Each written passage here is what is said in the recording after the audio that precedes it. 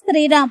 ఈ నెల 25/12/2024 బుధవారం గోకవరం సీఎండి ప్రాంగణంలో భారీ బహిరంగ సభ నిర్వహించి భారతీయ జనతా పార్టీలో చేరుతున్న విశ్వ హిందూ ధర్మ పరిరక్షణ రామసేన అధ్యక్షులు శ్రీ కంబాల శ్రీనివాసరావు గారికి శుభాకాంక్షలు.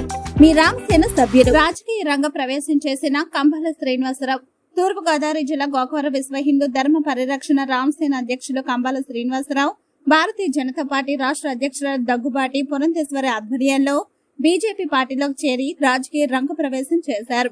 బీజేపీ పార్టీ రాష్ట్ర అధ్యక్షురాలు పురంధేశ్వరి బీజేపీ రాష్ట్ర నాయకులు మాట్లాడుతూ తూర్పు గోదావరి జిల్లా నుంచి భారీ ఎత్తున మహాసభ ఏర్పాటు చేసి పార్టీలోకి శ్రీనివాసరావు రావడం చాలా సంతోషంగా ఉందన్నారు. పార్టీలో చేరి కండువా వేసుకుంటే సరిపోదు, బాధ్యతలు కూడా తమపై ఉంటాయని పురంధేశ్వరి అన్నారు. బీజేపీ పార్టీ బలోపేతానికి తోడ్పడాలని కంబాల శ్రీనివాసరావుని వర్షాల ప్రసాద్ ను అభినందించారు.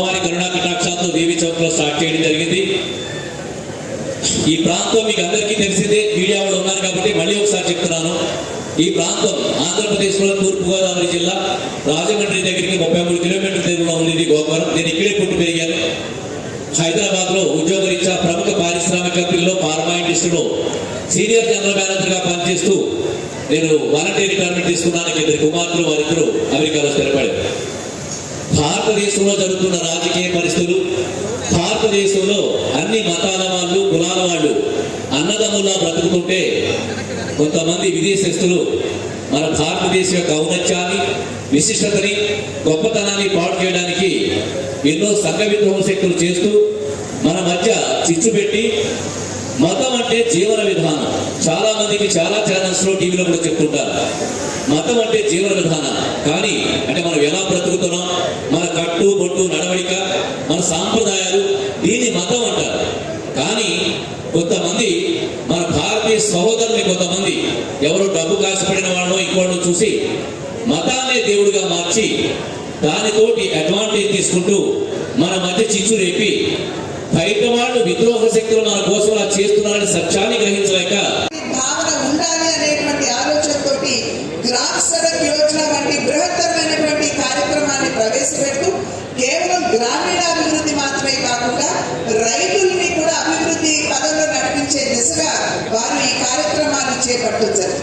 అదేవిధంగా దేశంలో ఉన్నటువంటి బిడ్డలు ప్రమాణాలతో కూడినటువంటి ఉచిత విద్యని సర్వశిక్ష అభియాన్ మాధ్యమంగా అందించినటువంటి ఘనత కూడా వాజ్పేయి గారిపై దక్కుతుంది అని చెప్పి మనం అందరం కూడా గమనించాలి.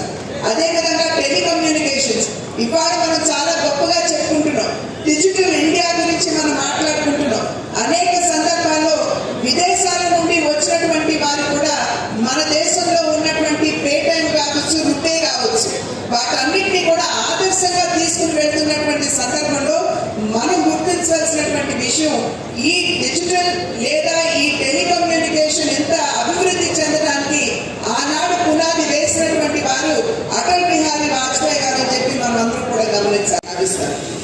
ఎందుకంటే రాబోయే కాలంలో వారిరువురు కూడా భారతీయ జనతా పార్టీ బలోపేతానికి ప్రాంతంలో శక్తివంచన లేకుండా కృషి చేస్తూ భారతీయ జనతా పార్టీని ముందుకు తీసుకుని వెళ్తారు అని చెప్పి భావిస్తూ వారిద్దరికీ కూడా నా అభినందన నేను తెలియజేస్తున్నాను.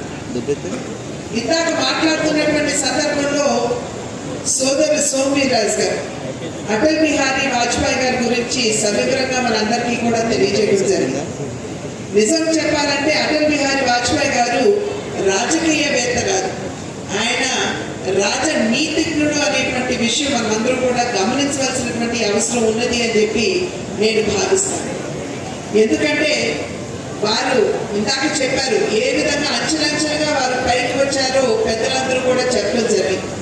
అయితే వారి జీవన ప్రస్థానంలో ఎక్కడా కూడా దేశానికి సంబంధించినటువంటి వారికి ఉన్నటువంటి అంకిత భావం, పూజ్య భావం ఎక్కడా కూడా తగ్గకుండా, అదేవిధంగా పార్టీ పట్ల వారికి ఉన్నటువంటి అంకిత భావాన్ని కూడా ఏమాత్రం తగ్గించుకోకుండా ఏ విధంగా కృషి చేశారో మనమందరం కూడా అర్థం చేసుకోవాల్సినటువంటి అవసరం ఉన్నది అని చెప్పి నేను భావిస్తున్నాను. అనేది నేను ఇందాక చెప్పినట్టుగా ఇది శుభ సూచకం అని చెప్పి మీ అందరికీ మరి ఒక్కసారి తెలియజేస్తూ వారికి ఆహ్వానం పలుకుతూ వారికి అభినందనలు కూడా నేను తెలియజేస్తున్నాను. ఈ మధ్య కాలంలోనే భారతీయ జనతా పార్టీ సభ్యత ప్రజల వద్దకు వెళ్ళడం జరిగింది. ఎవరి వద్దకు వెళ్ళినా సరే నరేంద్ర మోడీ గారి గురించి తెలియజేస్తూ మీరు భారతీయ జనతా పార్టీలో సభ్యులుగా చేరండి అని చెప్పి అడిగినప్పుడు ఎవరు సంకోచించకుండా వెనకడుగు వేయకుండా భారతీయ జనతా పార్టీ సభ్యులు మేము అవుతామని చెప్పి ముందుకు వచ్చి ఇవాళ సభ్యత్వం స్వీకరించారు అనేటువంటి విషయం మనం గమనించాలి. ఆ దిశగా చూసినట్లయితే 25 లక్షల సభ్యత్వం ఇవాళ ఆంధ్ర రాష్ట్రంలో భారతీయ జనతా పార్టీ అద్భుతంగా చేసుకోగలిగింది అని చెప్పి తెలియజేస్తున్నారు. ఇది ఎందుకు చెప్తున్నానంటే ఎవరి వద్దకు వెళ్ళినా ఏ వర్గం వారి దగ్గరికి వెళ్ళినా కూడా భారతీయ జనతా పార్టీ పట్ల ఒక సానుకూల ఆలోచన, సానుకూలమైనటువంటి స్పందన ఉన్నది అనేటువంటి విషయానికి ఇదే కారణం అని చెప్పి మీ అందరికీ కూడా నేను తెలియజేస్తున్నాను.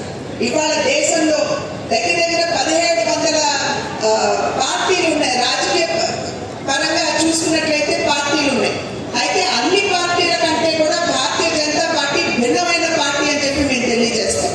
ఎందుకంటే కార్యకర్తలకి నిజంగా గుర్తింపు ఇచ్చేటువంటి పార్టీ ఇవాళ భారతదేశంలో ఏదైనా ఉన్నది అంటే అది భారతీయ జనతా పార్టీ అని చెప్పి మనమందరం కూడా గమనించాలి. కనుకనే ఒక సాధారణమైనటువంటి కుటుంబం నుండి వచ్చినటువంటి టీ అమ్ముకునేటువంటి చాయ్ వాలా అని చెప్పి ఏదైతే అంటామో అటువంటి వ్యక్తి దేశ ప్రధాని కాగలిగారు. మరి మన రాష్ట్రం నుండి చూసుకున్నట్లయితే ఒక సాధారణమైనటువంటి పేద వ్యవసాయ కుటుంబం నుండి వచ్చినటువంటి మన వెంకయ్య నాయుడు గారు మరి ఉపరాష్ట్రపతి కాగలిగారు. అదేవిధంగా ఇవాళ ద్రౌపది ముర్ము గారి గురించి ఇంతకు ముందు మాట్లాడిన సర్వవ్యాపి సర్వస్పర్శి అని చెప్పి చెప్తూ ఉంటారు. అంటే సర్వవ్యాపి అంటే ఇవాళ కనుక చూసుకున్నట్లయితే భారతదేశంలో ఏ రాష్ట్రంలో ఎన్నిక జరిగినా కూడా భారతీయ జనతా పార్టీ అధికారంలోకి రావడం కానీ లేదా మిత్రపక్షంగా అధికారంలో ఉండటం కానీ జరుగుతుంది. తెలుగు రాష్ట్రాల్లో సరికొత్త ఒరవడితో ప్రతి క్షణం ప్రజాపక్షం నిలిచేందుకు